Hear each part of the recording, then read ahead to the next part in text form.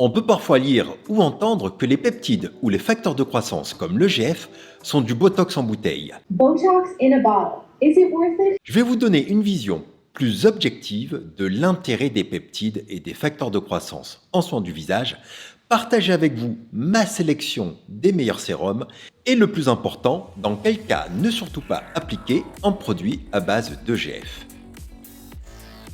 Avant de vous parler des meilleurs produits cosmétiques qui contiennent des peptides, je vais vous résumer très rapidement qu'est-ce qu'un peptide et comment ils peuvent aider votre peau. Les peptides sont composés d'un assemblage d'acides aminés, tout comme les protéines. La différence entre une protéine et un peptide, c'est qu'une protéine est un enchaînement très long d'acides aminés qui a souvent une structure 3D. Chez l'homme, il y a 20 acides aminés qui composent toutes les protéines, et je me souviens d'ailleurs que j'avais dû les apprendre par cœur lors de ma première année de médecine. Mais revenons à ce qui nous intéresse.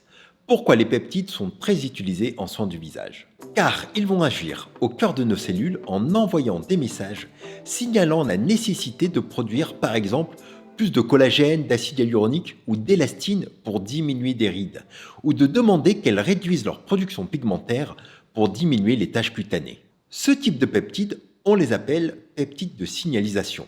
Le problème, c'est que tous les peptides ne se valent pas, mais rassurez-vous, j'ai mené quelques recherches pour vous proposer les produits qui contiennent les peptides les plus prometteurs. Par exemple, on peut voir sur ce tableau les peptides qui ont démontré leur efficacité, études à l'appui, et on peut constater qu'il y a plusieurs catégories de peptides. Les peptides de signalisation, dont je viens de parler, mais aussi les peptides de transport, comme le peptide de manganèse ou le peptide de cuivre, qui a été découvert en 1973 et qui a fait l'objet de pas mal d'études sur son action sur la production de collagène. La troisième classe, ce sont les peptides qui ont une action sur les neurotransmetteurs, comme l'argireline, mais il en existe bien d'autres. Ce type de peptide va bloquer les synapses et empêcher la contraction musculaire. En cosmétique, cela est particulièrement intéressant pour les rides dynamiques du visage, comme les rides du lion, de la patte d'oie ou du front. Mais de mon point de vue, au niveau du front, ce type de peptide va avoir énormément de mal à atteindre les muscles sous-cutanés, car il existe une épaisseur de graisse entre la peau et les muscles. Mais une zone où ce peptide m'intéresse particulièrement, c'est la zone du contour des yeux, car la peau est très fine et que le muscle est collé à la peau sans graisse entre la peau et le muscle. Et quand on a un produit qui contient ce type de peptide, il est vraiment intéressant de le mettre au niveau de la zone du contour des yeux. Et je vais justement commencer par les produits intéressants qui contiennent des peptides qui agissent contre les rides dynamiques. The Ordinary en a plusieurs. Un spécialement dédié, la solution à 10% d'argireline. Le gros avantage de ce produit, c'est la haute concentration en argireline pour une efficacité maximale. Personnellement, le produit que je préfère, c'est le sérum Buffet, qui a aussi de l'acétylhexapeptide 8, qui est l'autre nom de l'argireline en 4e position. Mais l'avantage du Buffet, c'est qu'il contient aussi un autre peptide inhibiteur de neurotransmetteurs qui a un nom à rallonge. Accrochez-vous, c'est le dipeptide diaminobutyryl benzolamide dioacétate, produit par la société Synec. Mais ce n'est pas tout, il contient aussi deux peptides de signalisation très connus avec des études scientifiques dessus. Ce sont les matrixyl et matrixyl 3000.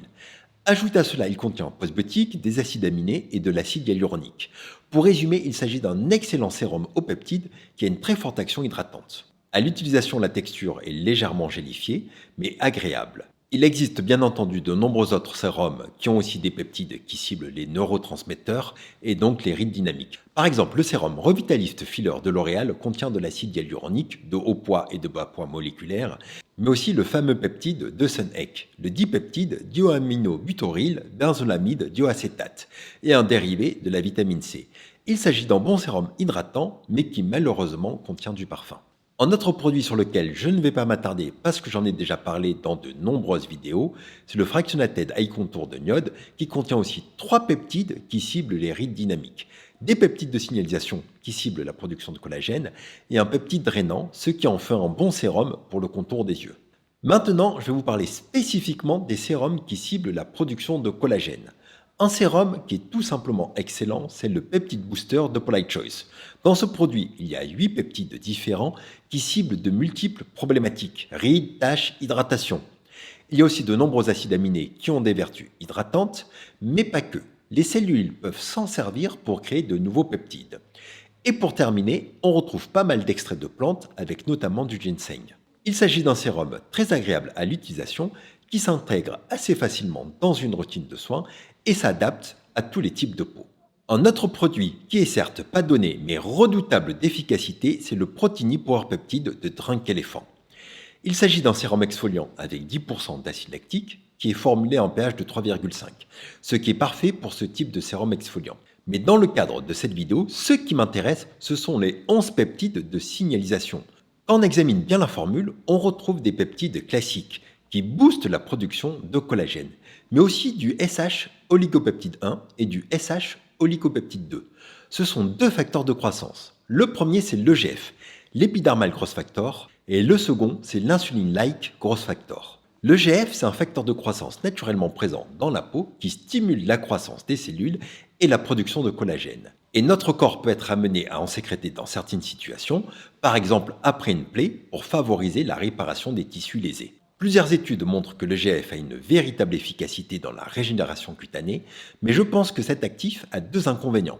Le premier, c'est qu'il est composé de 53 acides aminés, donc il est beaucoup plus gros que les peptides classiques, il va avoir beaucoup plus de mal à traverser la barrière cutanée.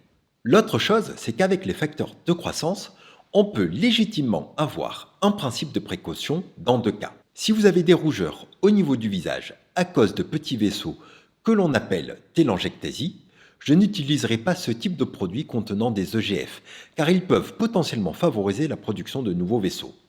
L'autre cas où je resterai prudent, c'est si on a déjà eu un cancer de la peau ou si on a des lésions cutanées précancéreuses, car il est logique de penser qu'un actif qui favorise la croissance des cellules n'est pas idéal dans ce cas-là. Mais soyons clairs, je ne dis pas que les EGF sont mutagènes, ils ne provoquent pas l'apparition de cancer cutané, mais sachant qu'ils peuvent stimuler la croissance des cellules, ils peuvent accélérer une lésion déjà existante sur votre peau. Mais revenons au sérum Power Peptide. En plus de l'acide lactique et des peptides, il contient de nombreux humectants comme le sodium PCA, l'acide hyaluronique et des acides aminés, mais aussi quelques ingrédients nourrissants comme le squalane ou l'huile de marula. Pour résumer, il s'agit d'un très bon sérum multifonction à la texture agréable, mais son inconvénient majeur, c'est le prix. De nombreux autres produits contiennent aussi de l'EGF, comme le 15% vitamine C et EGF de Inkelist, qui contient 15% d'ascorbylglucoside, qui est un dérivé de la vitamine C, et 1% d'EGF. Il s'agit d'un sérum assez épais et un peu collant, mais qui a une certaine efficacité, notamment pour lutter contre l'hyperpigmentation. Un autre sérum aux peptides, c'est celui de Klers, le Midnight Blue Youth Activating Drop, qui contient de l'EGF aussi qu'un autre peptide. Il s'agit d'un sérum très léger qui a une couleur bleutée qui provient du guasulène et qui s'applique très facilement.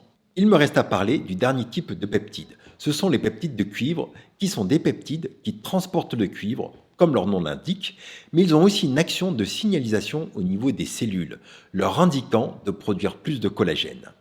Le peptide de cuivre est composé de 3 acides aminés. Il s'agit donc d'un tripeptide. Il est naturellement présent dans notre corps et il a été découvert par le docteur Picard il y a 49 ans et a pu être très bien étudié depuis. Les différentes études nous ont démontré son efficacité et sa capacité à augmenter la production de collagène, d'élastine et d'acide hyaluronique par les cellules dermiques. Et un produit qui a réussi à sublimer le peptide de cuivre, c'est le Copper Amino Isolate Serum 311 de Niode, qui contient 1% de peptides de cuivre liés au cuivre et 1% de peptides de cuivre libres, c'est-à-dire sans l'atome de cuivre. Il contient aussi d'autres peptides qui ciblent la production de collagène avec des concentrations assez importantes et de l'acide hyaluronique. Concernant la texture, ce sérum est très fluide et de couleur bleutée à cause du cuivre. Concernant le peptide de cuivre, on ne le mélange pas avec les acides exfoliants ou la vitamine C pure car cela peut le déstabiliser et on ne l'utilise pas en même temps que le rétinol par précaution. The Ordinary a aussi un sérum au peptide de cuivre, c'est le Buffet plus Copper Peptide, qui est aussi un excellent produit. Et je ne vais pas rentrer dans le détail de la composition, car j'ai déjà parlé du sérum Buffet au début de la vidéo. La texture de ce produit est légèrement gélifiée, mais agréable à l'utilisation. Et le dernier produit au peptide de cuivre, c'est un gel de couleur bleue, le Copper Amino Isolate Lipide de chez Niode. Il s'agit d'une sorte de baume gélifié qui se transforme en huile à l'application. Ce gel est assez huileux, et pour cause, le premier ingrédient, c'est le squalane. Il contient aussi 1% de peptide de cuivre qui est associé à une structure palmoïde pour augmenter sa pénétration cutanée. Il a bien entendu de nombreux autres ingrédients qui sont censés booster la production de collagène, mais aussi cibler la graisse sous-cutanée. Pour résumer, il s'agit d'un excellent produit pour les peaux matures et pour les peaux normales à sèche. Concernant mon utilisation des peptides de cuivre, j'aime bien les utiliser en alternance en jour sur deux avec le rétinol. Donc je vous ai présenté de nombreux produits que j'estime efficaces et dont les peptides présents ont une base scientifique la plus solide possible. Malgré tout, il est difficile d'évaluer l'effet anti-âge d'un produit aux peptides rapidement, d'où l'intérêt d'avoir fait quelques recherches. Cependant, la plupart des produits que je vous ai présentés ont une double casquette, sérum anti-âge, mais aussi sérum hydratant et apaisant, et sur cet aspect, vous devez remarquer une amélioration relativement rapidement de l'éclat de votre peau. L'autre chose, c'est qu'avec l'arrivée de l'été, on va ralentir sur l'utilisation des actifs irritants et utiliser des produits contenant des peptides qui permettent d'avoir une action anti-âge sans les irritations que peuvent provoquer le rétinol ou les acides exfoliants.